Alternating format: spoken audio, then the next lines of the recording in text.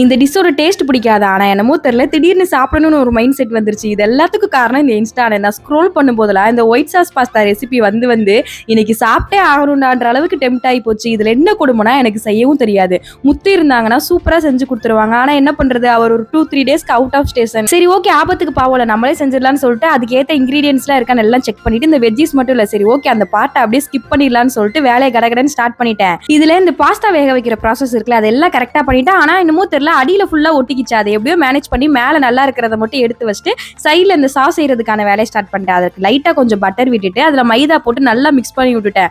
ரொம்ப ட்ரையா இருந்தது. அதுக்கப்புறமா அந்த கார்லிக் விட்டுட்டு அதுக்கப்புறமா கொஞ்சம் பால் விட்டு நல்லா மிக்ஸ் பண்ணிட்டே இருந்தேன். இவ்வளவு பாஸ்தாக்கு எவ்வளவு சாஸ் செய்யணும்ன்ற அந்த குவான்டிட்டியே தெரியல. சரி ஓகே ஏதோ குத்து மதிப்பா செய்வோம்னு சொல்லிட்டு ஸ்பைசியா இருக்கட்டும் பெப்பர் பவுடர் சில்லி பிளாக்ஸும் சேர்த்து நல்லா மிக்ஸ் பண்ணி விட்டுட்டு பாஸ்தாவை போட்டு நல்லா கலந்து விட்டுட்டேன். லாஸ்ட் அந்த சீஸ் ஸ்லைஸும் சேர்த்து அப்படி இப்படின்னு உருட்டி தரட்டி ஒயிட் சாஸ் பாஸ்தான்னு ஏதோ ஒன்று ரெடி பண்ணி டேஸ்ட் ஓகேவா தான் இருந்தது. பை.